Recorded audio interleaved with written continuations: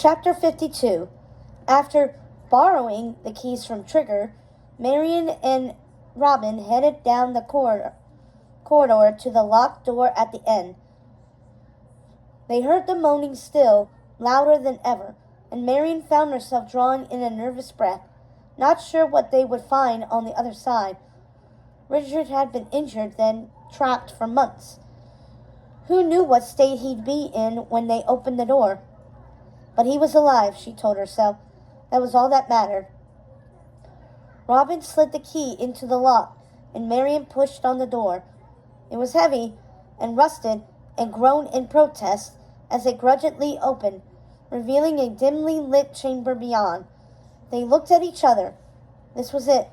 Then stepped inside, swords raised and ready, just in case there were more guards lurking. "Where is he?" Marion asked worriedly, looking around. The room was sparsely furnished. A rickety chair, a small stained table, a cot covered in a ratty blanket pushed up against one wall. There were no windows at all, and it smelled very bad. It wasn't an actual prison, but it was close enough. Certainly not quarters for a king.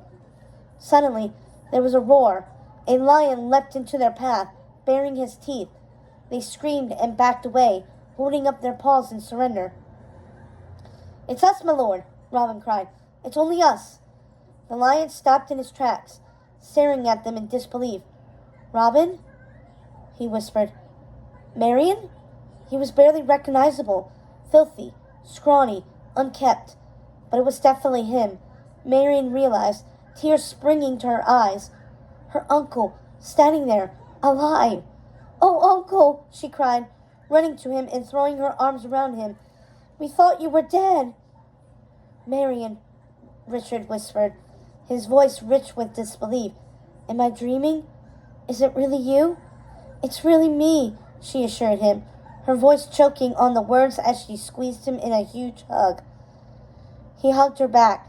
His arms were weaker than she remembered, but he still possessed an inner strength, and she felt a rumble erupt from his chest, a lion's purr. It made her heart soar. "I'm so sorry, Uncle," she whispered, "but I'm so glad you're alive."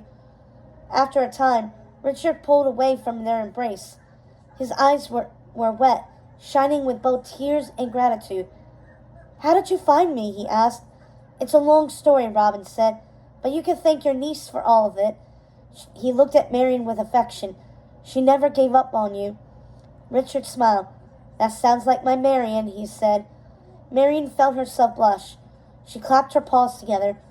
"There's much we need to talk about, but for now, we must hurry. We've dealt with your jailers, but there could be more on the way."